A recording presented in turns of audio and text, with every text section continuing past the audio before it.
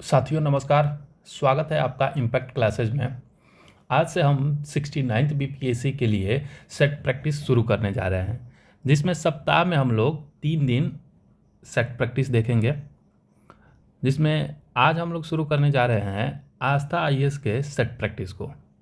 तो चलिए बिना किसी देरी के शुरू करते हैं आज के इस सेट को, जिसमें पहला क्वेश्चन है, मालाबार सैन्य अभ्यास के संदर्भ में कौन सा कथन असत्य है।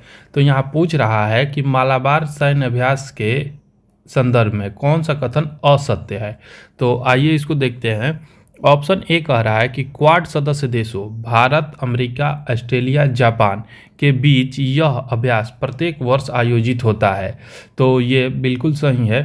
दूसरा देखते हैं कि ये कह रहा है कि 2022 से इस अभ्यास का आयोजन जापान के मेज़बानी में किया गया। तो ये भी सही है।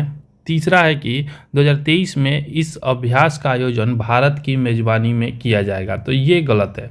2023 में जो इसका आयोजन किया जाएगा वो ऑस्ट्रेलिया में किया जाएगा। आप लोग ध्यान में रखिएगा कि ये ऑस्ट्रेलिया में किया जाएगा। और ये चौथा जो कह रहा है 2023 में इस अभ्यास का आयोजन ऑस्ट्रेलिया की मेज़बानी में किया जाएगा। तो ये बिल्कुल सही है। तो इसलिए इसका जो राइट आंसर हो जाएगा ऑप्शन सी हो जाएगा। तो अगर बात करें हम मालाबार सैन्य अभ्यास का, तो ये तो क्वाड देशों के बीच किया जाता है, लेकिन यह नौसेना, ये भी आप लोग ध्यान में रखिएगा कि यह नौसेना का अभ्यास है। और इसको सबसे पहले सर्वप्रथम 1992 में शुरू किया गया था। से वर्ष 2002 से ये प्रत्येक वर्ष किया जाता है। और एक चीज़ और ध्यान में रखिएगा कि इसमें ऑस्ट्रेलिया और जापान पहली बार 2007 में भाग लिए थे। तो इसको भी आप लोग ध्यान में रखिएगा। ऑस्ट्रेलिया और जापान कब इसमें भाग लिए थे? तो 2007 में। चलिए नेक्स्ट देखते हैं। दूसरा, प्रवासी भारतीय दिवस के संदर्भ में कौन सा कथन असत्य है। तो आइए इसको हम लोग देखते हैं। ऑप्शन ए कह रहा है कि यह दिवस प्रत्येक 2 वर्षों पर 9 जनवरी को मनाया जाता है। तो ये बिल्कुल सही है। दूसरा है कि 17वां प्रवासी भारतीय दिवस 2023 को इंदौर, भोपाल में मनाया गया। तो ये भी सही है। भोपाल में ये 8 से 10 जनवरी भोपाल के इंदौर में मनाया गया। 8 से 10 जनवरी के बीच मनाया गया। और तीसरा कह रहा है कि 17वें प्रवासी भारतीय सम्मेलन में मुख्य अतिथि के रूप में मॉरिशस के प्रधानमंत्री प्रवीण जगन्नाथ होंगे। तो ये बिल्कुल गलत है। जो इसमें मुख्य अतिथि थे वो 2 देशों के राष्ट्रपति थे, जिसमें पहला जो देश है वो गुयाना के राष्ट्रपति जो हैं वो हैं मोहम्मद इरफान अली। और एक देश और है सूरीनाम। आप लोगों को ध्यान में होगा कि सूरीनाम के राष्ट्रपति हैं चंद्रिका संतोखी। तो इसको भी आप लोग ध्यान में रखिएगा कि चंद्रिका संतोखी। तो ये मुख्य अतिथि थे। और इसमें डी कह रहा है कि गांधी जी के अफ्रीका से भारत आने के उपलक्ष्य में मनाया जाता है। तो ये बिल्कुल सही है। तो इसलिए इसका जो राइट आंसर हो जाएगा ऑप्शन सी इसका राइट आंसर हो जाएगा।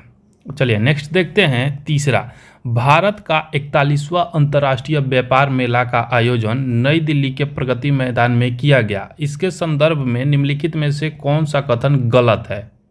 तो आइए देखते हैं इसको। ऑप्शन ए कह रहा है कि इस अंतर्राष्ट्रीय व्यापार मेले का उद्घाटन केंद्रीय वाणिज्य मंत्री पीयूष गोयल के द्वारा किया गया। तो ये बिल्कुल सही है। पीयूष गोयल के द्वारा इसका उद्घाटन दिल्ली के प्रगति मैदान में किया गया। प्रगति मैदान, इसको ध्यान में रखिएगा कि प्रगति मैदान में किया गया। दूसरा कह रहा है कि साझेदार राज्य के रूप में बिहार, झारखंड एवं महाराष्ट्र थे। तो ये भी सही है। और तीसरा कह रहा है कि फोकस राज्य कौन था? तो केरल एवं उत्तर प्रदेश है। चौथा कह रहा है कि श्रेष्ठ राज्य बिहार। तो ये गलत है। श्रेष्ठ राज्य उसमें बिहार नहीं था। अगर बात करें 41वां अंतर्राष्ट्रीय व्यापार मेला का, तो इसका जो थीम था ये भी आप लोग ध्यान में रखिएगा। थीम इसका था vocal for local, local to global. इसको आप लोग ध्यान में रखिएगा। चलिए नेक्स्ट देखते हैं। चौथा, हाल ही में किस देश में दुनिया का पहला बांस बैरियर लगाया गया है। तो इसका जो राइट आंसर हो जाएगा ऑप्शन बी, भारत में लगाया गया है। वो भी भारत के महाराष्ट्र में। इसको भी आप लोग ध्यान में रखिएगा कि महाराष्ट्र में लगाया गया है। चलिए नेक्स्ट देखते हैं पांचवा, भारतीय वायुसेना में लड़ाकू इकाई की कमान संभालने वाली पहली भारतीय महिला अधिकारी कौन बनी है? तो इसका जो राइट आंसर हो जाएगा ऑप्शन बी, शालिजा धामी बन गई है, जो भारतीय वायुसेना में लड़ाकू इकाई की कमान संभालने वाली पहली भारतीय महिला बन गई है। नेक्स्ट क्वेश्चन है छठा, पटना जिला में स्थित किस गांव के पीतल उद्योग को उत्तर प्रदेश के मुरादाबाद के तर्ज पर विकसित करने की योजना बनाई गई है? तो इसका जो राइट आंसर हो जाएगा ऑप्शन ए, परेव को, पटना जिला के परेव गांव को मुरादाबाद के तर्ज पर विकसित करने की योजना बनाई गई है, जिसके लिए माननीय मुख्यमंत्री के द्वारा 9 करोड़ 61 लाख, इसको भी ध्यान में रखिएगा कि पैकेज की घोषणा किया गया है। चलिए नेक्स्ट देखते हैं सातवां, हाल ही में संयुक्त राष्ट्र मानवाधिकार परिषद UNHRC के विशेष दूत के रूप में नियुक्त होने वाले पहले एशियाई कौन बने हैं? तो इसका जो राइट आंसर होगा option A, doctor KP Aswani को UNHRC के विशेष दूत के रूप में नामित किया गया है। चलिए नेक्स्ट देखते हैं आठवां, पर्यटन को प्रोत्साहन देने के लिए विशाल स्तर पर अंतर्राष्ट्रीय पर्यटन प्रदर्शनी फितूर किस देश में जनवरी 2023 में आयोजित किया गया? तो इसका जो राइट आंसर हो जाएगा ऑप्शन बी, फितूर का जो आयोजन था वो स्पेन में किया गया। अगर बात करें फितूर की, तो यह 43वां 43 संस्करण था और इसका जो आदर्श वाक्य था वो था विश्व के नागरिक हैं, विश्व के नागरिक हैं। इसको भी आप लोग ध्यान में रखिएगा। चलिए नेक्स्ट देखते हैं नौवां, तेलुगु फिल्म RR के बारे में निम्नलिखित में से कौन कथन सही है? आइए कथन इसका देखते हैं। पहला कह रहा है कि इसके गाने नाटू नाटू को गोल्डन ग्लोब अवार्ड 2023 में सर्वश्रेष्ठ पुरस्कार जीता है, तो ये बिल्कुल सही है। दूसरा कह रहा है कि नाटू नाटू गाने के लिए फिल्म क्रिटिक्स चॉइस पुरस्कार 2023 जीता है, तो ये भी सही है। तीसरा है कि RR को ऑस्कर अवार्ड 2023 के लिए विदेशी भाषा संवर्ग से नामित किया गया, तो ये गलत है। तो इसलिए इसका जो राइट आंसर हो जाएगा ऑप्शन ए, केवल 1 और 2 सही है। नेक्स्ट क्वेश्चन है 10वां, हाल ही में स्वास्थ्य का अधिकार विधेयक पारित करने वाला पहला राज्य कौन बन गया है? तो इसका राइट आंसर हो जाएगा ऑप्शन बी, राजस्थान। स्वास्थ्य का अधिकार पारित करने वाला पहला राज्य राजस्थान बन गया है। वहीं अगर बात करें राइट टू वॉक, चलने का अधिकार, तो ये पंजाब के द्वारा पारित किया गया है। इसको भी आप लोग ध्यान में रखिएगा। नेक्स्ट क्वेश्चन है 11, हाल ही में जारी annual state of education report 2022 के अनुसार किस राज्य के स्कूली बच्चों का गणित एवं अंग्रेजी की क्षमता में अत्यधिक सुधार हुआ है? तो इसका जो राइट आंसर होगा ऑप्शन सी, बिहार के स्कूल के बच्चों का गणित एवं अंग्रेजी की क्षमता में अत्यधिक सुधार हुआ है। चलिए नेक्स्ट देखते हैं 12, 19वीं बिम्स्टेक मंत्री स्तरीय बैठक 2023 कहाँ आयोजित हुई? तो इसका जो राइट आंसर हो जाएगा ऑप्शन सी, बैंकॉक में इसका आयोजन किया गया था। अगर बात करें हम लोग बिम्स्टेक की, तो बिम्स्टेक की जो स्थापना है 1997 में किया गया था और इसमें कुल 7 सदस्य देश है, जिसमें हम लोग देखें तो 7, पहला है बांग्लादेश, दूसरा देखें हम लोग तो भूटान,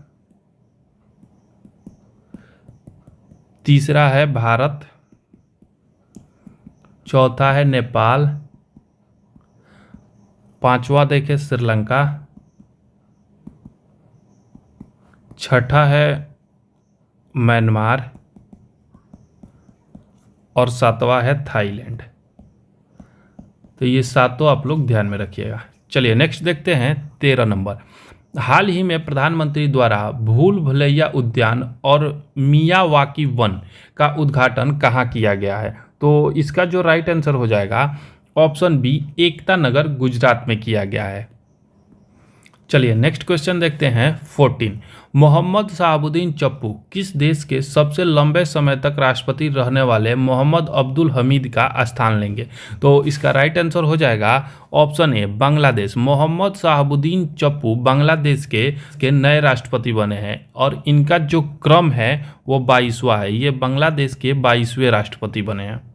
नेक्स्ट क्वेश्चन है 15 नंबर। हाल ही में मिसेस इंडिया 2023 के लिए किसे चुना गया है? तो इसका जो राइट आंसर हो जाएगा ऑप्शन डी, उपयुक्त में से किसी को नहीं चुना गया है। हाल ही में राजस्थान कोटा की नंदिनी गुप्ता, इसको ध्यान में रखिएगा कि नंदिनी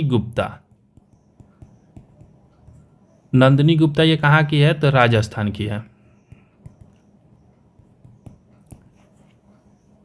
को मिस इंडिया 2023 का विनर चुना गया है। तो नंदिनी गुप्ता को आप लोग ध्यान में रखिएगा। चलिए नेक्स्ट देखते हैं 16 नंबर। हाल ही में वकीलों की सुरक्षा के लिए अधिवक्ता संरक्षण कानून लाने वाला देश का पहला राज्य कौन बन गया है? तो इसको हम लोग देखें तो इसका जो राइट आंसर हो जाएगा राजस्थान। वकीलों यानी अधिवक्ता संरक्षण कानून लाने वाला पहला राज्य बन गया है राजस्थान। चलिए नेक्स्ट देखते हैं 17 नंबर।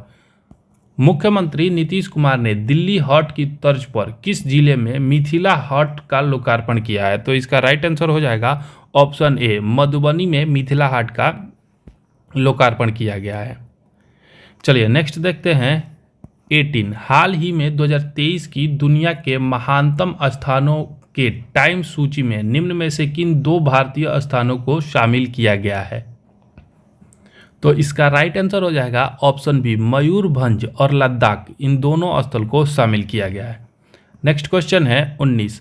वर्ष 2023 में बिहार के किन हस्तियों को पद्मश्री से सम्मानित नहीं किया गया? ये पूछ रहा है कि 2023 में बिहार के किन हस्तियों को पद्मश्री से सम्मानित नहीं किया गया है। तो आइए देखते हैं।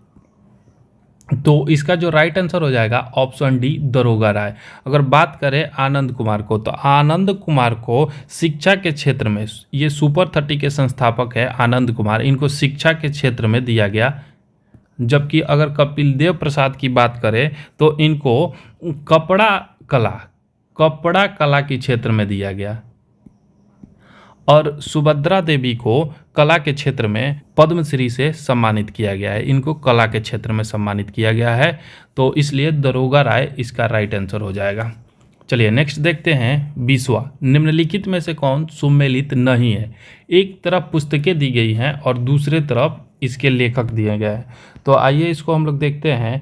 पहला ए कह रहा है कि बीबी माई स्टोरी बेंजामिन नेतन्याहू, तो ये बिल्कुल सही है। दूसरा है टॉम्ब ऑफ सैंड, तो ये गीतांजलि श्री, ये भी सही है।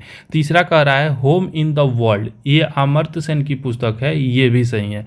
चौथा कह रहा है कि अनवांटेड, ये गुलाम नबी आज़ाद, ये गलत है। अनवांटेड जो है गुलाम नबी आज़ाद की नहीं, ये अभ्यानंद की पुस्तक है, तो इसको आप लोग ध्यान में रखिएगा। चलिए नेक्स्ट देखते हैं 21। निम्नलिखित में से कौन सुमेलित नहीं है? एक तरफ संस्थाएं या संगठन दिया गया है, दूसरे तरफ इसके प्रमुख दिए गए हैं। तो आइए इसको हम लोग देखते हैं। तो एक कह रहा है 76वें सत्र में यूएनओ अध्यक्ष, तो यूएनओ अध्यक्ष जो है अब्दुल्ला शाहिद, तो ये बिल्कुल सही है। WTO के महानिदेशक ट्रेडोस अघानोम है, तो ये भी सही है। IMF के प्रबंध निदेशक क्रिस्टलिना जॉर्जिएवा, ये भी सही है। और डी कह रहा है कि विश्व बैंक के जो प्रमुख है वो अजय बंगा, अभी वर्तमान में 2 जून, इसको भी ध्यान में रखिएगा कि 2 जून 2023 से इनका कार्यकाल शुरू हो गया है, तो इसलिए ये भी सही है। चलिए नेक्स्ट देखते हैं 22। निम्नलिखित में से कौन सुमेलित है?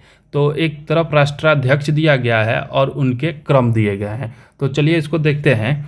जो बाइडेन जो है वो 46वें अमेरिकी राष्ट्रपति हैं, तो ये बिल्कुल सही है, ये 46वें हैं। शहबाज शरीफ जो हैं वो 23वां, ये पाकिस्तान के प्रधानमंत्री हैं और 23वें क्रम के हैं, तो ये भी सही है। सी कह रहा है कि ऋषि सुनक, तो ऋषि सुनक 57वां, तो ये ब्रिटिश के प्रधानमंत्री हैं और इनका क्रम भी 57वां है, तो ये भी सही है। तो इसलिए इसका जो राइट आंसर हो जाएगा ऑप्शन डी, उपयुक्त सभी। तो ये ध्यान में रखिएगा, ये पूछा जाता है। जो बाइडेन का 46 क्रम है। नेक्स्ट क्वेश्चन है 23 बिहार के मुख्यमंत्री नीतीश कुमार द्वारा किस वर्ष तक हर खेत में सिंचाई निश्चित योजना को पूरा करने का निर्देश दिया गया है? तो इसका जो राइट आंसर हो जाएगा ऑप्शन बी 2025 तक हर खेत में सिंचाई निश्चित योजना को पूरा करने का लक्ष्य रखा गया है। नेक्स्ट क्वेश्चन है 24 क्यूएस वर्ल्ड यूनिवर्सिटी रैंकिंग 2023 में कौन सर्वोच्च रैंकिंग वाला भारतीय संस्थान बन गया है? तो इसको आइए देखते हैं। तो इसका जो राइट आंसर हो जाएगा ऑप्शन ए भारतीय विज्ञान संस्थान IISc बेंगलुरु बन गया है। नेक्स्ट क्वेश्चन है 25 अंतर्राष्ट्रीय ओलंपिक समिति की बैठक का आयोजन वर्ष 2023 में भारत के किस शहर में किया जाएगा? तो इसका जो राइट आंसर हो जाएगा ऑप्शन बी मुंबई में किया जाएगा। ओलंपिक समिति की बैठक का आयोजन 2023 की गर्मियों में मुंबई के जियो वर्ल्ड कन्वेंशन सेंटर में होगा। अभी बात करें IOC इंडियन ओलंपिक समिति की, तो इसमें कुल 101 सदस्य देश हैं जिनके पास मतदान का अधिकार है। इसके अलावा 45 माननीय और एक सम्मानित सदस्य भी है। इसको भी आप लोग ध्यान में रखिएगा। चलिए नेक्स्ट क्वेश्चन देखते हैं 26 संयुक्त राष्ट्र बहुआयामी गरीबी सूचकांक के अनुसार वर्ष 2005-06 और वर्ष 2019-21 के बीच भारत के कितने लोग गरीबी के बाहर आए हैं? तो इसका जो राइट आंसर हो जाएगा ऑप्शन सी 41 करोड़ लोग गरीबी रेखा से बाहर आए हैं। नेक्स्ट क्वेश्चन है 27 22 मार्च 2023 को बिहार अपना कौन सा स्थापना दिवस मनाया है? तो इसका राइट आंसर हो जाएगा ऑप्शन बी 111वां स्थापना दिवस बिहार ने मनाया है। चलिए नेक्स्ट क्वेश्चन देखते हैं 28 हाल ही में प्रधानमंत्री ने श्री सिद्धा रोड रेलवे स्टेशन पर 1.5 किलोमीटर लंबे विश्व के सबसे लंबे रेलवे प्लेटफॉर्म का किस स्थान पर उद्घाटन किया? तो इसका जो राइट आंसर हो जाएगा ऑप्शन ए कर्नाटक के हुबली में किया है। नेक्स्ट क्वेश्चन है 29 निम्नलिखित में से किसे doctor APJ Abdul Kalam life time achievement award 2023 से सम्मानित किया गया है? तो इसका राइट आंसर हो जाएगा ऑप्शन सी TK रंगराजन को APJ Abdul Kalam life time achievement award 2023 प्रदान किया गया है। अगर बात करें TK रंगराजन की, तो ये पूर्व राज्यसभा सांसद हैं, पूर्व राज्यसभा सांसद हैं। इसको भी आप लोग ध्यान में रखिएगा। नेक्स्ट क्वेश्चन है 30 निम्नलिखित में कौन सम्मिलित है? एक तरफ राज्य और केंद्र शासित प्रदेश दिया गया है और दूसरी तरफ राज्यपाल दिया गया है। ये कह रहा है कि लद्दाख ब्रिगेडियर BD मिश्रा, तो ये बिल्कुल सही है। दूसरा कह रहा है बिहार राजेंद्र विश्वनाथ आर्लेकर, तो ये भी सही है। और तीसरा है असम, तो असम के गुलाब चंद्र कटारिया, तो ये भी सही है। तो इसका जो राइट आंसर हो जाएगा ऑप्शन डी उपयुक्त सभी। नेक्स्ट क्वेश्चन देखते हैं 31 निम्नलिखित में नाटो का सबसे नवीनतम सदस्य कौन बना है? तो इसका जो राइट आंसर हो जाएगा ऑप्शन ए फिनलैंड बन गया है। यह नाटो का 31वां सदस्य बन गया है। नेक्स्ट क्वेश्चन है 32 निम्नलिखित में से असत्य कथन या कथनों की पहचान कीजिए। तो आइए हम लोग इसको देखते हैं। इसमें एक कह रहा है कि संसदीय व्यवस्था में कार्यपालिका विधायिका के प्रति उत्तरदायी होती है, तो ये बिल्कुल सही है। दूसरा कह रहा है कि अध्यक्षीय शासन व्यवस्था में कार्यपालिका विधायिका के प्रति उत्तरदायी नहीं होती है, तो ये भी सही है। अध्यक्षीय शासन व्यवस्था जो होता है उसमें कार्यपालिका विधायिका के प्रति उत्तरदायी नहीं होती है। तीसरा कह रहा है कि संसदीय सरकार को सरकार का वेस्टमिंस्टर स्वरूप भी कहा जाता है, तो ये भी बिल्कुल सही है। तो इसलिए इसका जो राइट आंसर हो जाएगा ऑप्शन डी उपयुक्त में से कोई नहीं। नेक्स्ट क्वेश्चन है 33 निम्नलिखित में से किस अधिकार का संबंध अनुच्छेद 21 के दायरे में नहीं आता है? तो अगर बात करें हम अनुच्छेद 21 की, तो 21 यह कहता है कि किसी भी व्यक्ति को उसके प्राण या दैहिक स्वतंत्रता से विधि द्वारा स्थापित प्रक्रिया के अनुसार ही वंचित नहीं किया जा सकता है।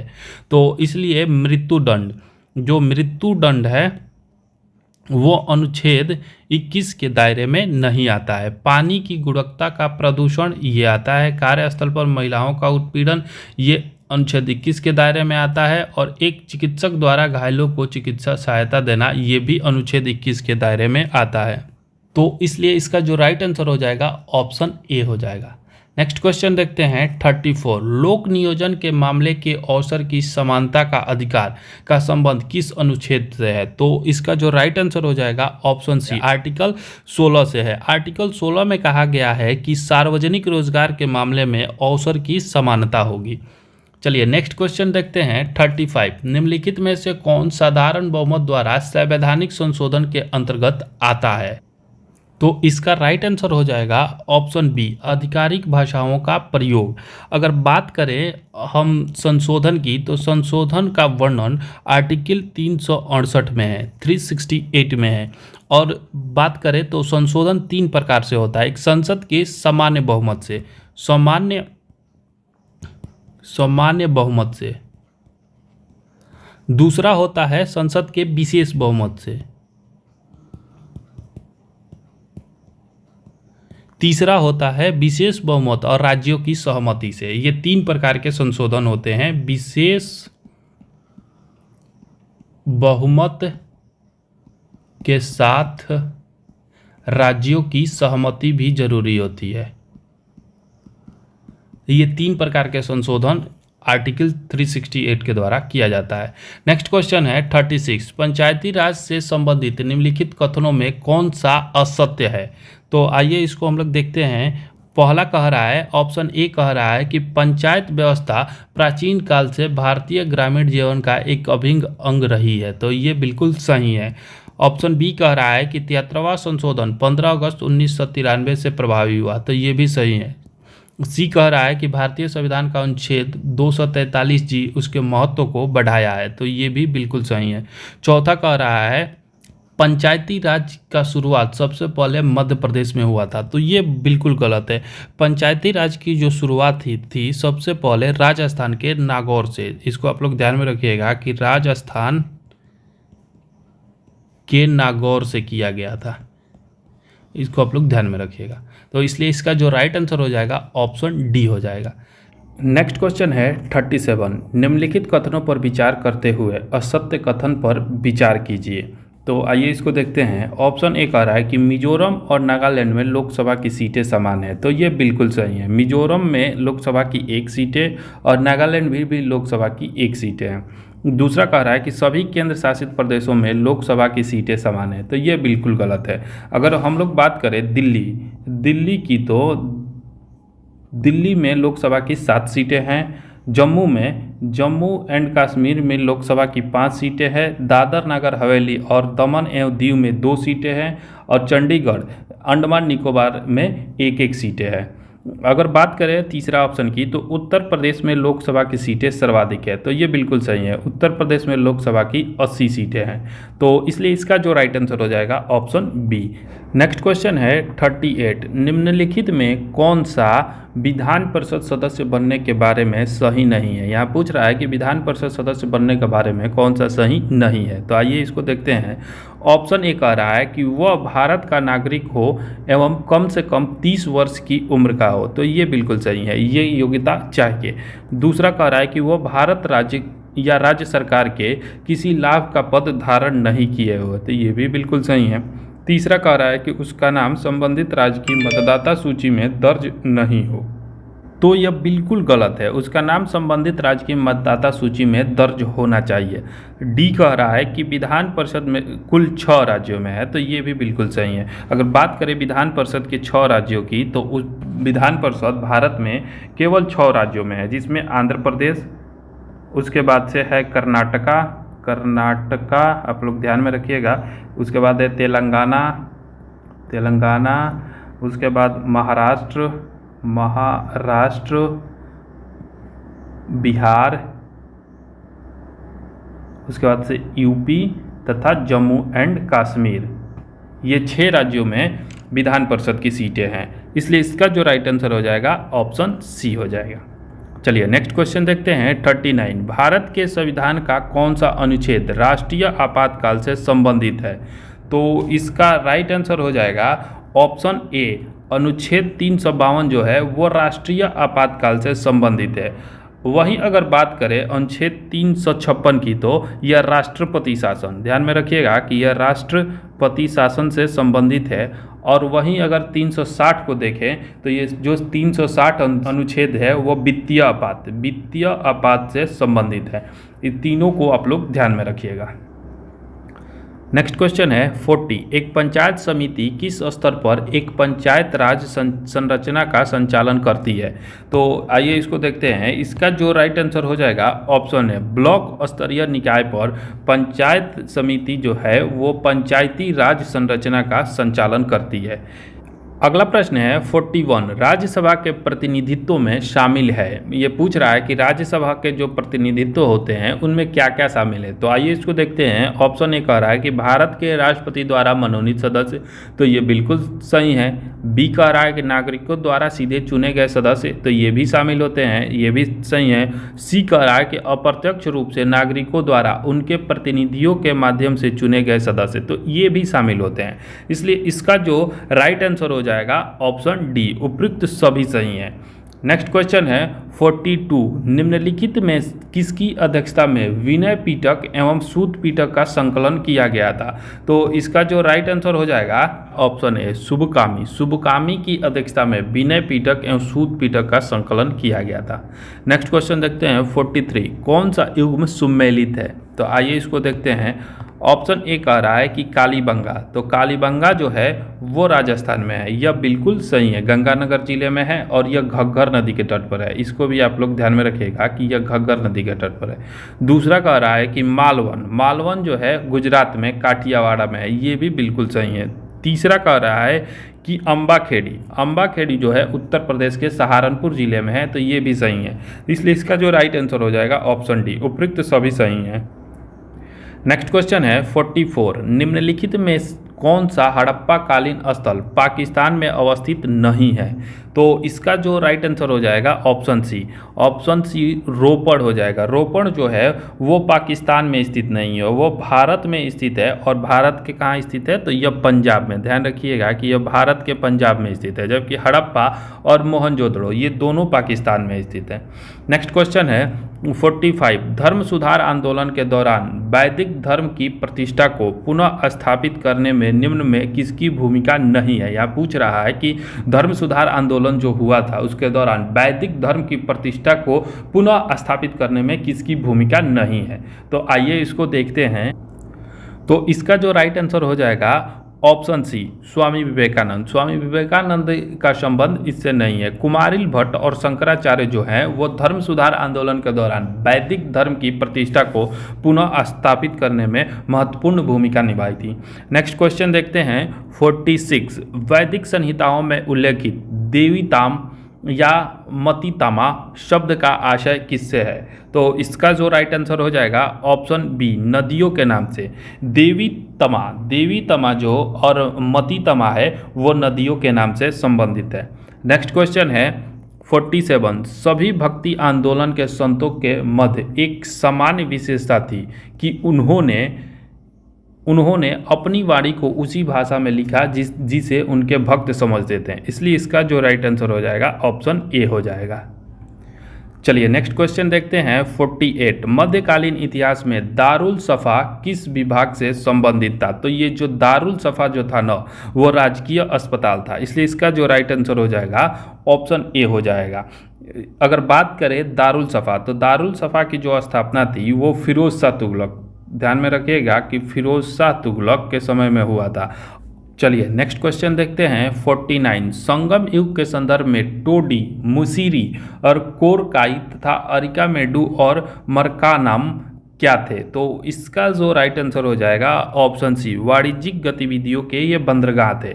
ये जितने भी दिए गए हैं टोडी, मुसीरी, कोरकाई, अरिकामेडु और मरक्कनम ये सभी बंदरगाह थे। आप लोग इसको ध्यान में रखिएगा, ये एग्जाम में पूछता है। नेक्स्ट क्वेश्चन है 50। वह दक्षिण भारतीय राज्य जो अपनी नौसैनिक शक्तियों के लिए प्रसिद्ध था? तो इसका जो राइट आंसर हो जाएगा ऑप्शन बी चोल। इसको ध्यान में रखिएगा कि दक्षिण भारतीय राज्य चोल अपनी नौसैनिक शक्तियों के लिए सर्वाधिक प्रमुख था। नेक्स्ट क्वेश्चन है 51। सूची 1 से सूची 2 को सुमेलित कीजिए और सूचियों के नीचे दिए गए कूट से सही उत्तर चुनिए। तो आइए इसको देखते हैं। एक तरफ सूची 1 दिया है जिसमें शासक और राजवंश दिया गया है, दूसरी तरफ सूची 2 में दिया गया है राजधानियाँ।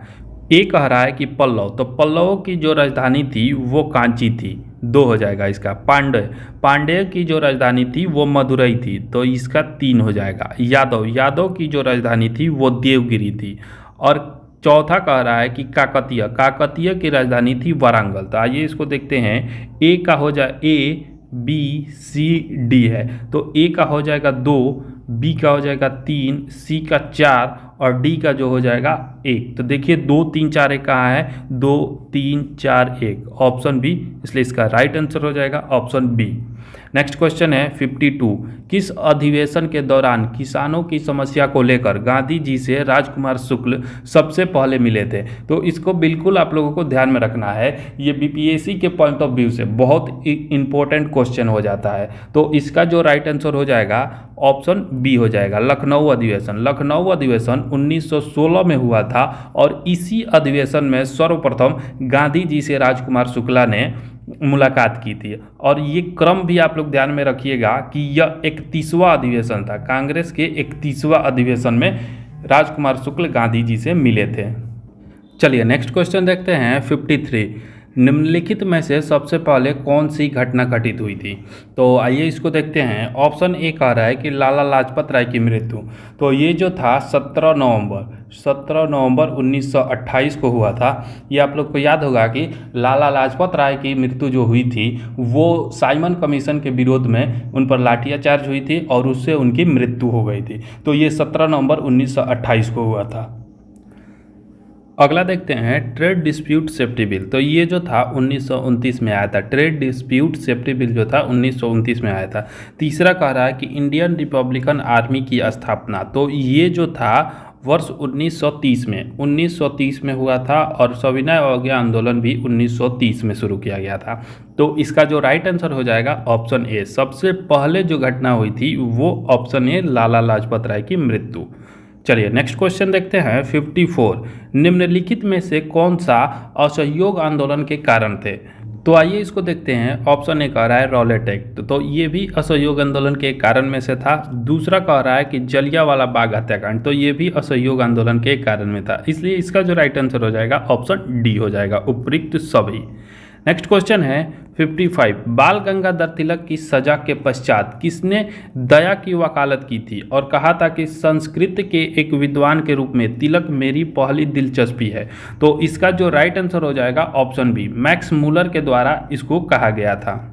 नेक्स्ट क्वेश्चन है 56। पुर्तगालियों को भारतीय महिलाओं से विवाह को प्रोत्साहन करने तथा सती प्रथा पर रोक लगाने वाला वायसराय कौन था? तो इसका जो राइट आंसर हो जाएगा ऑप्शन ए, अल्बुकर्क। अल्बुकर्क जो था वो पुर्तगाली गवर्नर था। इसी ने पुर्तगालियों को भारतीय महिलाओं से विवाह करने के लिए प्रोत्साहित किया और अपने क्षेत्र में सती प्रथा को रोक लगाया था। नेक्स्ट क्वेश्चन है 57। निम्नलिखित में कौन सुमेलित है? तो आइए इसको देखते हैं। एक तरफ युद्ध दिया है और दूसरी तरफ संधि दिया है।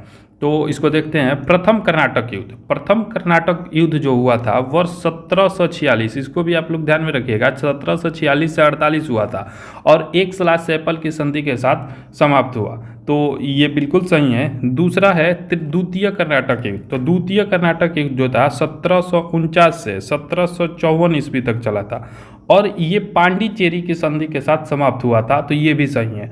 और तृतीय कर्नाटक युद्ध जो था वो 1756, ध्यान रखिएगा कि 1756 से लेकर 63 तक हुआ था और यह पेरिस की संधि के साथ समाप्त हुआ, तो ये भी सही है। इसलिए इसका जो राइट आंसर हो जाएगा ऑप्शन डी हो जाएगा। अगर एक कोड आप लोग ध्यान में रखिएगा, ए पापे को आप लोग ध्यान में रखिएगा। ए से एक्सला सैपल की संधि और पा से पांडिचेरी की संधि और पे से पेरिस की संधि। और इधर आप लोग प्रथम कर्नाटक युद्ध, द्वितीय कर्नाटक युद्ध और तृतीय कर्नाटक युद्ध, इसको आप लोग ध्यान में रखिएगा। नेक्स्ट क्वेश्चन है 58। निम्नलिखित में से कौन से कथन सुमेलित है? तो आइए इसको देखते हैं। ऑप्शन ए कह रहा है कि आर्य महिला समाज की स्थापना जो थी पंडित रमाबाई के द्वारा किया गया था, तो ये बिल्कुल सही है। बी कह रहा है कि 1850 के दशक में विधवा पुनर्विवाह एसोसिएशन, तो विष्णु शास्त्री पंडित, तो ये बिल्कुल सही है। और तीसरा कह रहा है servant of India society, Gopal Krishna Gokhale, तो ये भी बिल्कुल सही है। इसलिए इसका जो राइट आंसर हो जाएगा ऑप्शन डी हो जाएगा, उपयुक्त सभी। नेक्स्ट क्वेश्चन देखते हैं 59। सती चौरा घाट की घटना इनमें से किस घटना से जुड़ी हुई है? तो आइए इसको देखते हैं। इसका जो राइट आंसर हो जाएगा ऑप्शन ए, 1857 के विद्रोह से ये सती चौरा घाट की जो घटना है वो जुड़ी हुई है। नेक्स्ट क्वेश्चन है 60। असहयोग आंदोलन के दौरान इनमें से किसने अवैतनिक मजिस्ट्रेट के पद से इस्तीफा दे दिया था? तो इसका जो राइट आंसर हो जाएगा ऑप्शन सी, महेंद्र प्रसाद जो थे वो असहयोग आंदोलन के दौरान अवैतनिक मजिस्ट्रेट के पद से इस्तीफा दे दिए थे। नेक्स्ट क्वेश्चन है 61 कह रहा है कि pilgrimage to 5 kingdom of India नामक पुस्तक के लेखक थे। तो इसका जो राइट आंसर हो जाएगा ऑप्शन डी, उपयुक्त में से कोई नहीं। इस पुस्तक के जो लेखक थे वो थे हाइचो इस पुस्तक के लेखक थे। हाइचो ने अपनी भारत यात्रा के दौरान इस पुस्तक की रचना की थी। नेक्स्ट क्वेश्चन है 62। लॉर्ड वेलेस्ली ने अपने राजनीतिक उद्देश्य को पूरा करने के लिए निम्न में से कौन सा उपाय का सहारा लिया था? तो इसका जो राइट आंसर हो जाएगा सहायक संधि। तो ये बिल्कुल सही है। बी कह रहा है कि पहले से अधीन बनाए जा चुके शासकों का क्षेत्र हड़पना, ये हड़प की नीति, ये भी सही है। और तीसरा है खुला युद्ध, तो ये भी सही है। तो इसलिए इसका जो राइट आंसर हो जाएगा ऑप्शन डी हो जाएगा। नेक्स्ट क्वेश्चन है 63। निम्नलिखित में से कौन महात्मा गांधी के प्रमुख आश्रमों में सुमेलित नहीं है? तो आइए इसको देखते हैं। ऑप्शन ए कह रहा है कि फिनिक्स फॉर्म, तो फिनिक्स फॉर्म जो था वो डरबन में था, तो ये बिल्कुल सही है। दूसरा कह रहा है कि टॉल्स्टॉय फॉर्म, तो टॉल्स्टॉय फॉर्म जोहानसबर्ग में था, ये भी सही है। और तीसरा कह रहा है सेवाग्राम आश्रम जो था वो वर्धा में था, तो ये भी सही है। इसलिए इसका जो राइट आंसर हो जाएगा ऑप्शन डी, उपयुक्त सभी सही है। नेक्स्ट क्वेश्चन है 64। इंडियन रिपब्लिकन आर्मी की गतिविधियों में 2 लड़कियों ने महत्वपूर्ण भूमिका अदा किया, इनमें कौन नहीं थी? पूछ रहा है कि ये 2 लड़कियां जो इंडियन रिपब्लिक आर्मी में थी वो कौन इसमें से नहीं थी?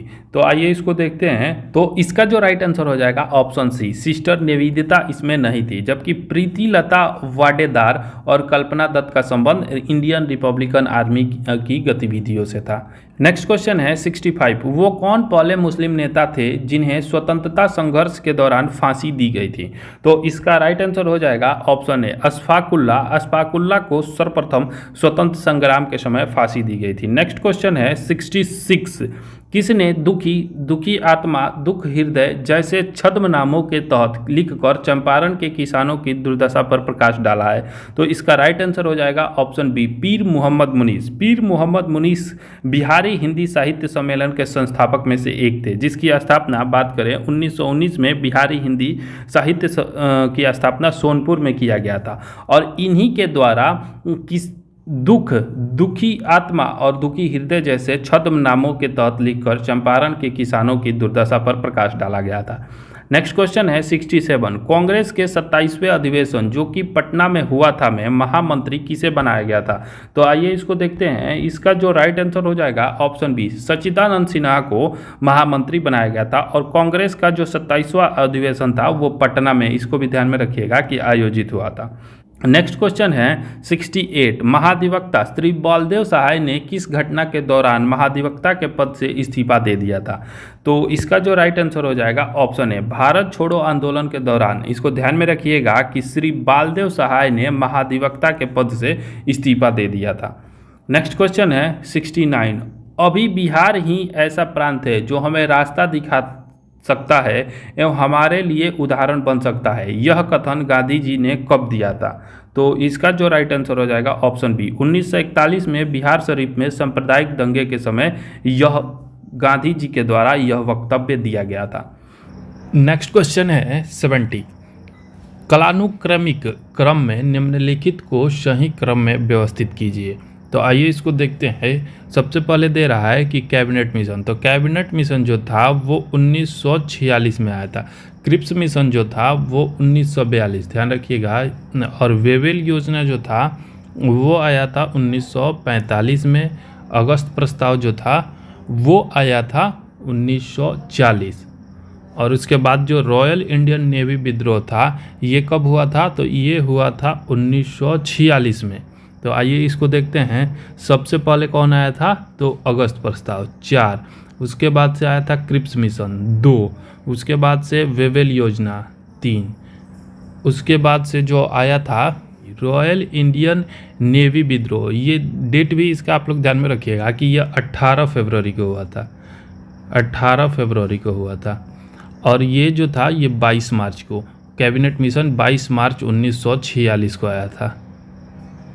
तो इसलिए इसका हो जाएगा 5 और उसके बाद 1। तो देखिए 4 2 3 5 1 कहाँ है, तो 4 2 3 5 1 ऑप्शन बी इसका राइट आंसर हो जाएगा। नेक्स्ट क्वेश्चन देखते हैं 71। भारतीय राष्ट्रीय आंदोलन के इतिहास के संदर्भ में राजनीतिक सुधार के लिए आंदोलन शुरू करने वाले पहले भारतीय कौन थे? तो इसका जो राइट आंसर हो जाएगा ऑप्शन डी, राजा राम मोहन राय। राजा राम मोहन राय को भारतीय पुनर्जागरण का अग्रदूत और आधुनिक भारत का जनक कहा जाता था। यही जो थे भारतीय राष्ट्रीय आंदोलन के इतिहास के संदर्भ में राजनीतिक सुधार के लिए आंदोलन शुरू करने वाले पहले भारतीय थे। इसको आप लोग ध्यान रखिएगा। नेक्स्ट क्वेश्चन है 72। ऐसा कौन सा कदम था जिसमें कंपनी के हाथों से राजनीतिक सत्ता छीन लेने के उद्देश्य से ब्रिटिश सरकार द्वारा उठाया गया था? तो इसका जो राइट आंसर था ऑप्शन ए हो जाएगा, रेगुलेटिंग एक्ट। रेगुलेटिंग एक्ट जो 1773 में लाया था, उसका उद्देश्य क्या था कि भारत में ईस्ट इंडिया कंपनी की गतिविधियों को ब्रिटिश सरकार की निगरानी में लाना था। तो इसलिए इसका जो राइट आंसर हो जाएगा ऑप्शन ए हो जाएगा। नेक्स्ट क्वेश्चन है 73। निम्नलिखित में से कौन सुमेलित है? तो ये पूछ रहा है कि कौन सुमेलित है। तो आइए इसको देखते हैं।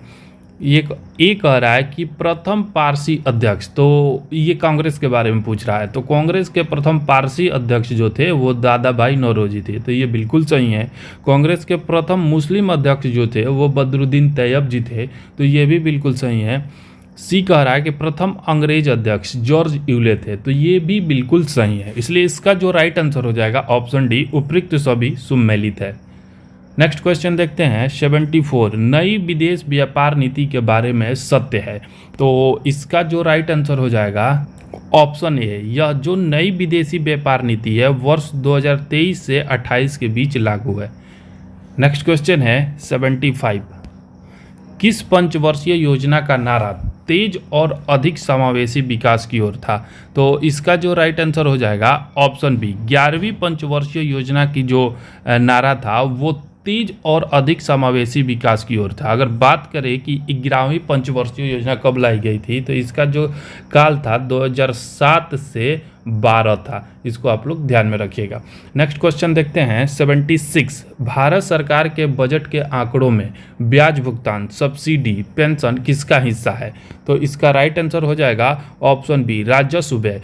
भारत सरकार का जो बजट है उसके आंकड़ों में ब्याज भुगतान, सब्सिडी, पेंशन ये सब जो है वो राजस्व व्यय का हिस्सा है। नेक्स्ट क्वेश्चन है 77। जीडीपी और जीएनडी, तो ये जीएनडी नहीं, मिसप्रिंट हो गया है, यहाँ जीएनपी हो जाएगा। जीएनपी में मुख्य अंतर क्या है?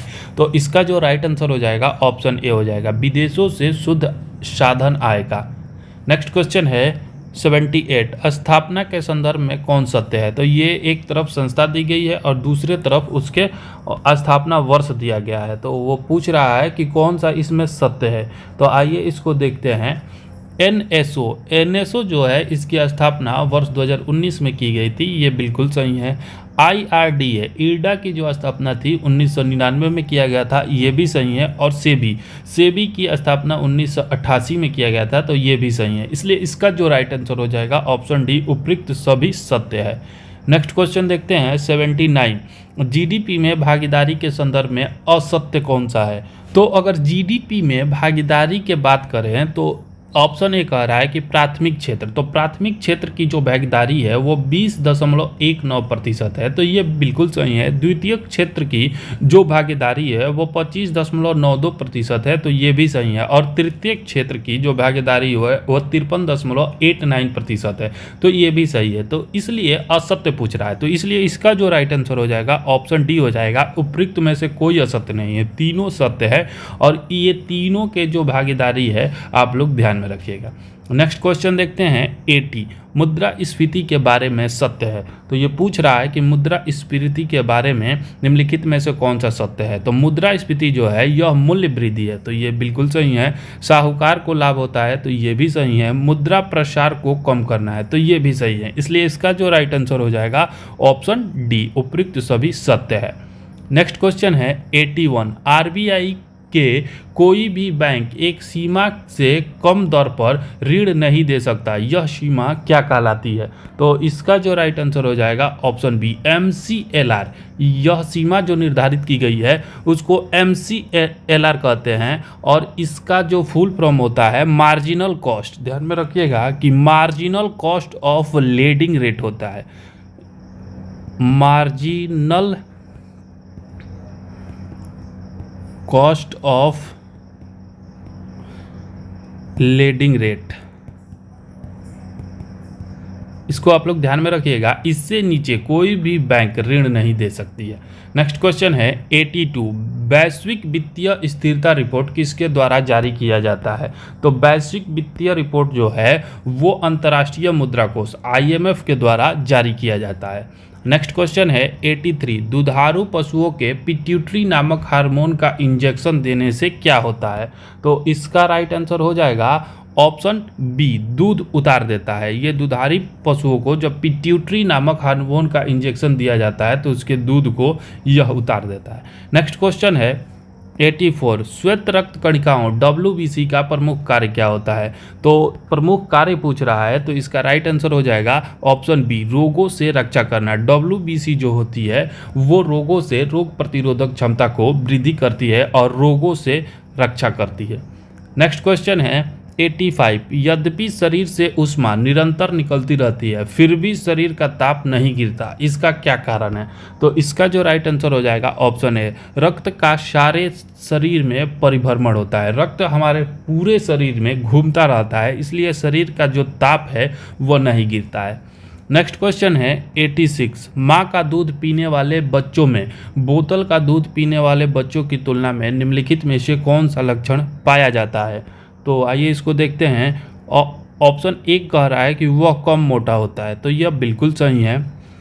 ऑप्शन 2 कह रहा है कि उसमें रोग प्रतिरोधक क्षमता अधिक होती है, तो ये भी सही है। ऑप्शन 3 कह रहा है कि उसे विटामिन और प्रोटीन अधिक मिलते हैं, तो ये भी सही है। और चौथा कह रहा है कि उसकी लंबाई में असामान्य वृद्धि होती है, तो ये गलत है। माँ का दूध पीने वाले बच्चों में वह कम मोटा होता है, उसमें रोग प्रतिरोधक क्षमता अधिक होती है और उसे विटामिन और प्रोटीन अधिक मिलते हैं, तो ये तीनों सही है। इसलिए इसका जो राइट आंसर हो जाएगा ऑप्शन ए, 1, 2, 3 तीनों सही हैं। चलिए नेक्स्ट क्वेश्चन देखते हैं 87, अनुवांशिकी बीजों की खेती की अनुमति किसके द्वारा दी जाती है? ये पूछ रहा है कि अनुवांशिक बीजों की जो खेती होती है उसकी अनुमति किसके द्वारा दी जाती है? तो इसका राइट आंसर हो जाएगा ऑप्शन बी, GEAC के द्वारा दिया जाता है। अगर बात करें GEAC की, तो इसका जो पूर्ण रूप होता है वो जेनेटिक, ध्यान रखिएगा कि जेनेटिक इंजीनियरिंग अप्रूवल कमेटी होता है।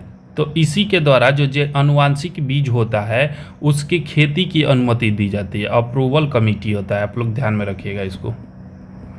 नेक्स्ट क्वेश्चन है 88, मानव शरीर की धीमी वृद्धि निम्न में से किस कमी के कारण होती है? तो इसका राइट आंसर हो जाएगा ऑप्शन सी, प्रोटीन की कमी के कारण मानव शरीर में धीमी वृद्धि होती है। नेक्स्ट क्वेश्चन है 89, विटामिन ई की विशेषता किसके लिए महत्वपूर्ण है? तो विटामिन ई जो है ना वो लिंग ग्रंथियों की सामान्य क्रिया में उपयोगी होता है, इसलिए इसका जो राइट आंसर हो जाएगा ऑप्शन सी हो जाएगा।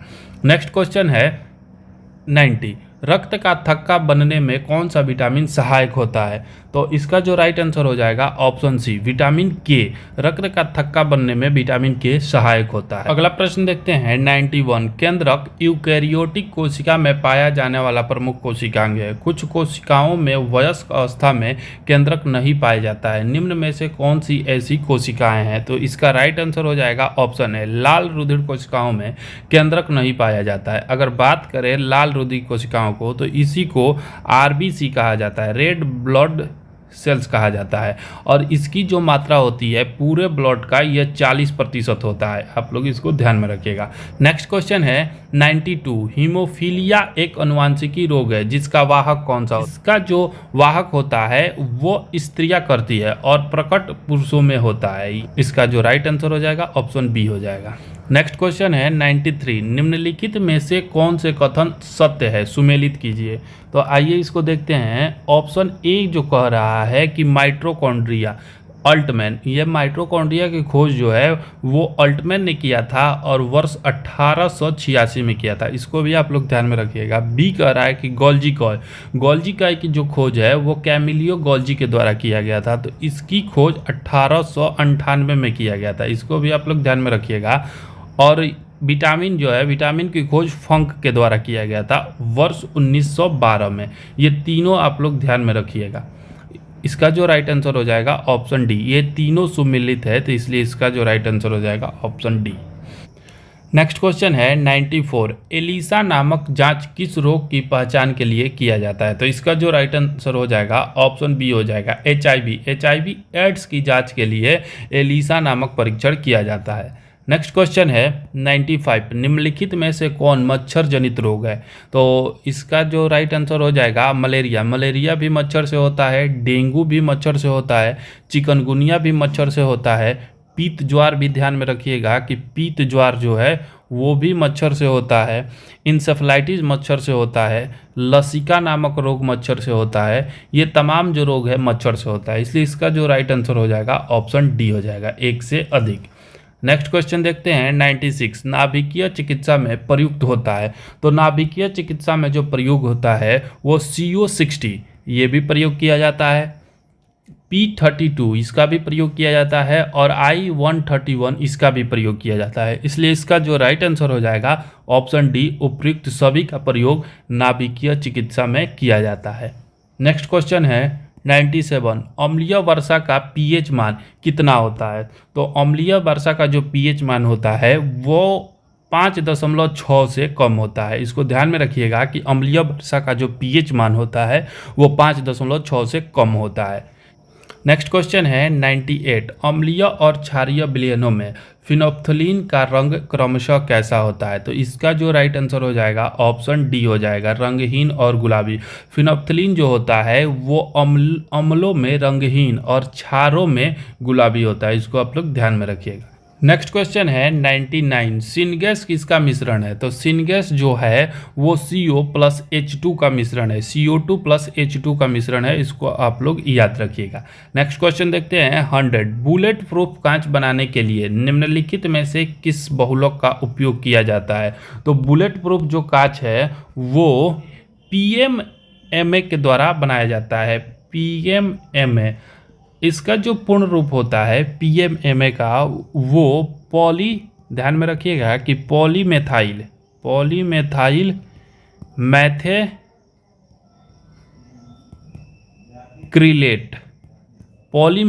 मैथेक्रिलेट होता है। इसी से जो बुलेट प्रूफ कांच है उसको बनाया जाता है। अगला क्वेश्चन है 101, अग्निशामक के लिए सोडा एसिड में होता है। तो अग्निशामक में जो सोडा एसिड में होता है वो सोडियम हाइड्रोजन कार्बोनेट और सल्फ्यूरिक एसिड होता है। इसको आप लोग ध्यान में रखिएगा कि अग्निशामक के लिए सोडा एसिड में सोडियम हाइड्रोजन कार्बोनेट और सल्फ्यूरिक एसिड होता है। नेक्स्ट क्वेश्चन देखते हैं 102, निम्नलिखित धातुओं को पानी के प्रति उनकी प्रतिक्रिया के बढ़ते क्रम में व्यवस्थित कीजिए। तो धातु दिया है जिंक, आयरन, मैग्नीशियम और सोडियम। तो आइए इसको देखते हैं। तो जो पानी के प्रति तत्वों की प्रतिक्रियाशीलता होती है वो आवर्त में दाईं ओर कम होते जाती है। जब दाईं ओर हम लोग बढ़ते हैं तो कम होते जाती है। तो सबसे पहले हो जाएगा आयरन, उसके बाद हो जाएगा जिंक, उसके बाद हो जाएगा मैग्नीशियम, तब सोडियम। तो इसलिए इसका जो राइट आंसर हो जाएगा ऑप्शन ए हो जाएगा। नेक्स्ट क्वेश्चन देखते हैं 103, निम्नलिखित में से कौन सी राशि अदिश राशि है? तो अदिश राशि के बारे में पूछ रहा है तो इसका राइट आंसर हो जाएगा ऑप्शन सी, कार्य जो है वो अदिश राशि है। नेक्स्ट क्वेश्चन देखते हैं 104, निम्नलिखित में से कौन संस्थापक के रूप में असत्य है। तो आइए इसको देखते हैं। ऑप्शन ए दिया है यूट्यूब, तो यूट्यूब के जो संस्थापक थे वो स्टीव चैन थे, तो ये बिल्कुल सही है। फेसबुक के संस्थापक मार्क जुकरबर्ग, ये भी सही है। ट्विटर के संस्थापक जैक डोर्सी, तो ये भी सही है। इसलिए इसका जो राइट आंसर हो जाएगा ऑप्शन डी, उपयुक्त में से कोई नहीं। अगला प्रश्न देखते हैं 105, सुमेलित कीजिए, सूची 1 को सूची 2 से मिलान करना है। तो आइए देखते हैं।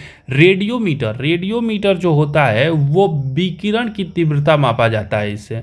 हाइग्रोमीटर से क्या मापा जाता है, तो अपेक्षित आर्द्रता मापा जाता है। टैकोमीटर जो होता है उससे घूर्णन गति मापा जाता है। एनीमोमीटर से वायु का वेग मापा जाता है। तो इसलिए इसका देखते हैं ए बी सी डी। तो ए का जो हो जाएगा 2, बी का हो जाएगा 1, सी का हो जाएगा 4 और डी का हो जाएगा 3। 2 1 4 3, देखिए 2 1 4 3 कहाँ है, 2 1 4 3, इसलिए इसका जो राइट आंसर हो जाएगा ऑप्शन सी। नेक्स्ट क्वेश्चन देखते हैं 106, पृथ्वी तल से पलायन वेग का मान कितना होता है। तो पृथ्वी तल से जो पलायन वेग एस्केप वेलोसिटी होती है वो 11.2 किलोमीटर प्रति सेकंड होती है। अगर इस वेग से किसी वस्तु को हम पृथ्वी से फेंकेंगे तो वो पृथ्वी के जो गुरुत्वाकर्षण है उससे बाहर चली जाएगी, यही पलायन वेग है।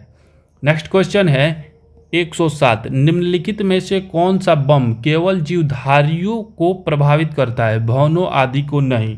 तो इसका राइट आंसर हो जाएगा option A, neutron bomb. Neutron bomb जो है वो केवल जीवधारियों को प्रभावित करता है, भवनों को प्रभावित नहीं करता है। अगला प्रश्न है 108, भारत एवं विश्व का सबसे तेज सुपर कंप्यूटर कौन सा है। तो इसका जो राइट आंसर हो जाएगा ऑप्शन ए, परम सिद्धि और फ्रंटियर। परम सिद्धि जो है वो भारत का सबसे तेज कंप्यूटर है, जबकि फ्रंटियर जो है वो अमेरिका का है। इसको भी आप लोग ध्यान में रखिएगा कि फ्रंटियर कहाँ का है, तो ये अमेरिका का है। नेक्स्ट क्वेश्चन है 109, एक कृत्रिम उपग्रह विषुवत रेखा पर एक निश्चित स्थिति के ठीक ऊपर देखा जाता है, यह उपग्रह कौन सा है। तो इसका राइट आंसर हो जाएगा ऑप्शन बी, पृथ्वी के चारों ओर 1 वर्ष में चक्कर लगाता है। यह उपग्रह जो है वो पृथ्वी के चारों ओर 1 वर्ष में चक्कर लगाता है। नेक्स्ट क्वेश्चन है 110, यदि हम लोलक को किसी द्रव से भरे बर्तन में लटका दे तो क्या होगा। तो लोलक शीघ्र ही रुक जाएगा। इसका जो राइट आंसर हो जाएगा ऑप्शन बी, लोलक शीघ्र ही रुक जाएगा। अगला प्रश्न देखते हैं 111, हीरे, कांच और पानी में प्रकाश का वेग निम्नलिखित क्रम में घटता है। तो इसका जो राइट आंसर हो जाएगा ऑप्शन बी, हीरा में, कांच में और तब पानी में प्रकाश का वेग होता है। नेक्स्ट क्वेश्चन है 112, गुटेनबर्ग असंबद्धता किससे पृथक करता है। तो गुटेनबर्ग असंबद्धता जो है वो बाहरी और आंतरिक मेटल को पृथक करता है। इसको ध्यान में रखिएगा कि गुटेनबर्ग असंबद्धता जो है वो बाहरी और आंतरिक मेटल को पृथक करता है। नेक्स्ट क्वेश्चन है 113, पाक जलडमरू मध्य तथा मन्नार की खाड़ी द्वारा निर्मित सक्रिय समुद्री जलमार्ग के कारण इनमें से कौन सा देश भारत से अलग होता है। तो इसका जो राइट आंसर हो जाएगा ऑप्शन बी, श्रीलंका। श्रीलंका जो है वो पाक जलडमरू मध्य तथा मन्नार की खाड़ी के द्वारा भारत से अलग होता है। नेक्स्ट क्वेश्चन है 114, निम्नलिखित में से किस को सह्याद्री पर्वतमाला भी कहा जाता है। तो सह्याद्री पर्वतमाला जो है वो पश्चिमी घाट को सह्याद्री पर्वतमाला के नाम से जाना जाता है। नेक्स्ट क्वेश्चन है 115, निम्नलिखित में से कौन सा जल संयोजक इंडोनेशिया के सुमात्रा द्वीप को मलेशिया से अलग करता है। तो ये पूछ रहा है कि इंडोनेशिया का जो सुमात्रा द्वीप है और मलेशिया को कौन अलग करता है। तो इसका जो राइट आंसर हो जाएगा ऑप्शन सी, मलक्का जल संधि इंडोनेशिया के सुमात्रा द्वीप को मलेशिया से अलग करता है। नेक्स्ट क्वेश्चन है 116, मौसम बदलने का क्या कारण है। तो आइए इसको देखते हैं। मौसम बदलने का जो कारण है वो पृथ्वी का सूर्य के चारों ओर चक्कर लगाना और अपने कक्ष पर झुका होना, ये मौसम बदलने का कारण है। नेक्स्ट क्वेश्चन है 117, निम्न में से कौन वृष्टि छाया क्षेत्र का उदाहरण है। तो सबसे पहले हम लोग वृष्टि छाया क्षेत्र इसको देखते हैं। तो वृष्टि छाया क्षेत्र वो होता है कि मान लो कि पर्वत के एक साइड, जैसे ये पर्वत है और इसके एक साइड हवा टकराती है और सारी बारिश इधर ही हो जाती है और इधर बारिश नहीं होती है। तो यही जो है वो वृष्टि छाया क्षेत्र होता है जहां बारिश नहीं हो पाती है। तो ऑप्शन ए कह रहा है कि पश्चिमी घाट के पूर्वी ढाल, तो यहाँ बारिश नहीं होती है, ये वृष्टि छाया क्षेत्र में आ जाता है।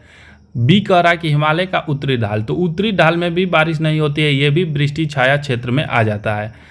ऑप्शन सी कह रहा है कि अरावली का पश्चिमी राजस्थान, तो यहाँ भी बारिश नहीं होती है, ये भी वृष्टि छाया क्षेत्र में आता है। इसलिए इसका जो राइट आंसर हो जाएगा ऑप्शन डी हो जाएगा। उपयुक्त सभी वृष्टि छाया क्षेत्र के अंतर्गत आते हैं। नेक्स्ट क्वेश्चन है 118, भारत की क्षेत्रीय सीमा तट से कितनी किलोमीटर तक समुद्र की ओर फैली हुई है? तो इसका राइट आंसर हो जाएगा ऑप्शन बी, 21.9 किलोमीटर फैली हुई है। अगला प्रश्न है 119, निम्नलिखित में से कौन सा यूनेस्को बायोस्फीयर रिजर्व 3 प्रमुख नदी तंत्रों नर्मदा, जोहिला और सोन नदी का उद्गम स्रोत है? तो इसका राइट आंसर हो जाएगा ऑप्शन बी, चाणक्यमार्ग और अमरकंटक। नेक्स्ट क्वेश्चन है 120, निम्नलिखित में से कौन सा अटलांटिक महासागर की ठंडी जलधारा है? तो आइए इसको देखते हैं। इसका जो राइट आंसर हो जाएगा ऑप्शन सी, फॉकलैंड की जो जलधारा है वो अटलांटिक महासागर की ठंडी जलधारा है। अगला प्रश्न है 121, मुख्यमंत्री 7 निश्चय योजना 2 की घोषणा का लक्ष्य निम्न में से कौन सा शहरी के लिए किया गया है? तो आइए इसको देखते हैं। ऑप्शन ए कह रहा है कि शौचालय निर्माण, घर का सम्मान, तो ये शहरी के लिए है। हर घर नल का जल, ये भी है। और सी कह रहा है कि हर घर पक्की गली एवं नालियाँ, तो ये भी है। इसलिए इसका जो राइट आंसर हो जाएगा ऑप्शन डी हो जाएगा। अगला प्रश्न देखते हैं 122, हरित जीविका हरित बिहार, हरित जीविका हरित बिहार अभियान किस मंत्रालय के अंतर्गत शुरू किया गया है? तो इसका जो राइट आंसर हो जाएगा ऑप्शन ए, पर्यावरण एवं जलवायु परिवर्तन विभाग के सहयोग से जीविका द्वारा इसको शुरू किया गया है। नेक्स्ट क्वेश्चन है 123, हाल ही के आर्थिक सर्वेक्षण रिपोर्ट के मुताबिक बिहार के प्रति व्यक्ति आय कितनी है? तो इसका जो राइट आंसर हो जाएगा ऑप्शन सी, 54,383 रुपया। इसको आप लोग बिल्कुल ध्यान में रखिएगा, ये बीपीएससी के पॉइंट ऑफ व्यू से इंपॉर्टेंट क्वेश्चन हो जाता है कि बिहार में प्रति व्यक्ति आय कितनी है। तो ये 54,383 रुपया है। अगला प्रश्न है 124, बिहार उच्च न्यायालय के वर्तमान मुख्य न्यायाधीश कौन है? तो इसका जो राइट आंसर हो जाएगा ऑप्शन ए, जस्टिस विनोद चंद्रन, जो बिहार के वर्तमान में मुख्य न्यायाधीश हैं। नेक्स्ट क्वेश्चन है 125, सन 1857 के विद्रोह के समय पटना का कमिश्नर कौन था? तो इसका जो राइट आंसर हो जाएगा option A, William Taylor. William Taylor जो था वो 1857 के विद्रोह के समय पटना का कमिश्नर था। अगला प्रश्न है 126, इनमें से किस ग्रंथ में आधुनिक बिहार की जानकारी प्राप्त होती है? तो इसका सही जवाब हो जाएगा शतपथ ब्राह्मण, बिल्कुल सही है। बी कह रहा है कि महाभारत, तो ये भी सही है। सी कह रहा है सांख्यायन अरण्यक, तो ये भी सही है। तो इसलिए इसका जो राइट आंसर हो जाएगा ऑप्शन डी, तीनों में आधुनिक बिहार की जानकारी मिलती है। नेक्स्ट क्वेश्चन है 127, बिहार के संदर्भ में कौन असत्य है? असत्य पूछ रहा है, तो आइए इसको देखते हैं। ऑप्शन ए कह रहा है लोकसभा सीटें, तो लोकसभा सीटें बिहार में 40 है, बिल्कुल सही है। विधानसभा सीटें 243 है, ये भी सही है। विधानसभा नहीं, यहाँ विधान परिषद होगा। विधान परिषद की जो सीटें हैं 75 है, तो ये भी सही है। इसलिए इसका जो राइट आंसर हो जाएगा ऑप्शन डी, उपयुक्त में से कोई नहीं। ये तीनों सत्य है और इसको आप लोग ध्यान में रखिएगा, याद भी रखिएगा, क्योंकि ये बार बार एग्जाम में पूछा जाता है। नेक्स्ट क्वेश्चन है 128, बिहार की तराई प्रदेश विस्तृत है, तो इसका जो राइट आंसर हो जाएगा ऑप्शन डी हो जाएगा। छोटा नागपुर पठार के उत्तरी कगार के समानांतर से अधिक, भारत नेपाल सीमा के समानांतर भी है और रोहतास पठार के पूर्व कगार के समानांतर भी है। तो इसलिए इसका जो राइट आंसर हो जाएगा ऑप्शन डी हो जाएगा। नेक्स्ट क्वेश्चन है 130, बिहार कृषि विकास रोड मैप 4 की समय सीमा क्या है? तो बिहार कृषि विकास जो रोड मैप 4 की सीमा है वो 2023 से 2028 तक है। इसको आप लोग बिल्कुल ध्यान में रखिएगा कि अभी जो कृषि रोड मैप है 4, उसकी जो समय सीमा है वो 2023 से लेकर 2028 तक है। नेक्स्ट प्रश्न देखते हैं 131, निम्नलिखित में से कौन सा मिलान सही है? एक तरफ नहरें दिया गया है और दूसरी तरफ उनका प्रभाव क्षेत्र दिया गया है। तो आइए इसको देखते हैं। त्रिवेणी नहर। तो त्रिवेणी नहर जो है वो पूर्वी एवं पश्चिमी चंपारण में, तो ये बिल्कुल सही है। पूर्वी सोन नहर, पटना, गया, भोजपुर, औरंगाबाद, तो ये भी सही है। पश्चिमी कोसी नहर, बेगूसराय, दरभंगा, मधुबनी, तो ये भी सही है। इसलिए इसका जो राइट आंसर हो जाएगा ऑप्शन डी। यहाँ देखिए मिसप्रिंट हो गया है, उपयुक्त सभी मिलान सही है। नेक्स्ट क्वेश्चन देखते हैं 132। बिहार में कौन सा एकमात्र जिला है जहां ईरी रेशम का उत्पादन किया जाता है? इसको आप लोग बिल्कुल याद रखिएगा। बिहार का एकमात्र जिला जहां ईरी रेशम का उत्पादन किया जाता है वो है भागलपुर। आप लोग इसको बिल्कुल ध्यान में रखिएगा। नेक्स्ट क्वेश्चन है 133। बिहार के कुछ नहरों व उससे संबंधित उद्योगों के जोड़े प्रस्तुत है, गलत जोड़ा बताइए। हाजीपुर जो प्लाईवुड उद्योग, तो बिल्कुल सही है। समस्तीपुर जो है कागज और लुगदी, सही है। पूर्णिया जो है जूट उद्योग के लिए है, तो ये भी सही है। इसलिए इसका जो राइट आंसर हो जाएगा ऑप्शन डी, उपयुक्त में से कोई नहीं। इसमें से कोई गलत नहीं है, ये तीनों सही है। नेक्स्ट क्वेश्चन है 134। एक जिला एक उत्पाद के मामले में असत्य कौन सा है? ऑप्शन ए कह रहा है कि मुजफ्फरपुर सूजनी कढ़ाई, तो ये बिल्कुल सही है। एक जिला एक उत्पाद में मुजफ्फरपुर की सूजनी कढ़ाई है। बी कह रहा है कि गया का स्टोन क्राफ्ट, तो ये भी सही है। सी कह रहा है दरभंगा जो है वो हाथ की कढ़ाई के लिए नहीं है। दरभंगा जो है वो मधुबनी चित्रकला, ध्यान में रखिएगा कि मधुबनी चित्रकला के लिए दरभंगा है। और डी कह रहा है पटना टिकुली पेंटिंग, तो ये बिल्कुल सही है। इसलिए इसका जो राइट आंसर हो जाएगा ऑप्शन सी, दरभंगा जो था वो असत्य है, ये मधुबनी पेंटिंग से संबंधित है। नेक्स्ट क्वेश्चन देखते हैं 135। बिहार में सर्वाधिक अनुसूचित जातियों की संख्या किस जिले में है? तो इसका राइट आंसर हो जाएगा ऑप्शन बी, सर्वाधिक जो संख्या अनुसूचित जातियों की है वो गया में है। नेक्स्ट क्वेश्चन देखते हैं 136। निम्नलिखित में कौन सुमेलित है? तो ये सुमेलित पूछ रहा है, तो आइए इसको देखते हैं। 20वां एशियाई खेल 2026 नयोगा जापान में, तो ये बिल्कुल सही है। 23वां फुटबॉल विश्व कप 2026 अमेरिका, कनाडा और मैक्सिको, तो ये भी सही है। इसलिए इसका जो राइट आंसर हो जाएगा ऑप्शन सी, ए और बी दोनों सही हैं। अगला प्रश्न है 137। विश्व व्यापार संगठन का 12वां मंत्री स्तरीय सम्मेलन कहाँ आयोजित किया गया? तो इसका राइट आंसर हो जाएगा ऑप्शन ए, जेनेवा में किया गया। इसको ध्यान में रखिएगा कि विश्व व्यापार संगठन का 12वां जो मंत्री स्तरीय सम्मेलन था वो जेनेवा में आयोजित किया गया। अगला प्रश्न है 138। भारत में नैनो तकनीक के जनक के रूप में किसे जाना जाता है? तो इसका जो राइट आंसर हो जाएगा ऑप्शन बी, CNR राव को भारत में नैनो तकनीक का जनक कहा जाता है। नेक्स्ट क्वेश्चन है 139। निम्नलिखित में से कौन सुमेलित है? एक तरफ प्रदूषक दिया गया है और दूसरी तरफ उससे प्रभावित जिले दिए गए हैं, तो आइए इसको देखते हैं। ऑप्शन ए कह रहा है कि आर्सेनिक से पटना, भोजपुर, खगड़िया प्रभावित हैं, तो ये बिल्कुल सही है। बी कह रहा है कि नाइट्रेट जो प्रदूषक है उससे अरवल, बांका, भागलपुर प्रभावित है, तो ये भी सही है। सी कह रहा है आयरन जो प्रदूषक है उससे बिहार के सभी जिले प्रभावित है, तो ये भी सही है। इसलिए इसका जो राइट आंसर हो जाएगा ऑप्शन डी हो जाएगा। नेक्स्ट आगे 140 से 150 तक मैथ्स के क्वेश्चन है, तो मैं इसका सिर्फ आपको डायरेक्ट आंसर बता दे रहा हूँ, आप लोग मिला लीजिएगा। चूँकि मैथ्स के क्वेश्चन यहाँ सॉल्व किया जाएगा तो वीडियो बहुत लंबा हो जाएगा, इसलिए मैं इसका सिर्फ आपको आंसर बता दे रहा हूँ, आप लोग मिला लीजिएगा। अगर कोई दिक्कत हो तो कमेंट बॉक्स में आप कमेंट करिए, मैं सॉल्व करा दूंगा। तो चलिए इसको देखते हैं। 140 का जो आंसर हो जाएगा ऑप्शन बी, 236। नेक्स्ट क्वेश्चन है 141। इसका जो राइट आंसर हो जाएगा ऑप्शन है 180। नेक्स्ट क्वेश्चन है 142। इसका राइट आंसर हो जाएगा ऑप्शन ए, 37.68 सेंटीमीटर। अगला प्रश्न है 143। इसका जो राइट आंसर हो जाएगा ऑप्शन ए, 7। नेक्स्ट क्वेश्चन है 144। इसका जो राइट आंसर हो जाएगा ऑप्शन डी, 25:17। अगला प्रश्न है 145। इसका जो राइट आंसर हो जाएगा बी। नेक्स्ट क्वेश्चन है 146। इसका जो राइट आंसर हो जाएगा ऑप्शन सी, 582। अगला प्रश्न है 147। इसका जो राइट आंसर हो जाएगा ऑप्शन बी, 182। अगला प्रश्न है 148। इसका जो राइट आंसर हो जाएगा ऑप्शन सी, 3/8। नेक्स्ट क्वेश्चन है 149। तो इसका जो राइट आंसर हो जाएगा ऑप्शन बी, 1980 मीटर। अगला और अंतिम 150वां क्वेश्चन है, इसका जो राइट आंसर हो जाएगा ऑप्शन ए 63√2 सेंटीमीटर। तो यहाँ हमारा बीपीएससी 69th के लिए जो पहला सेट था फुल सेट यहाँ कंप्लीट हो गया।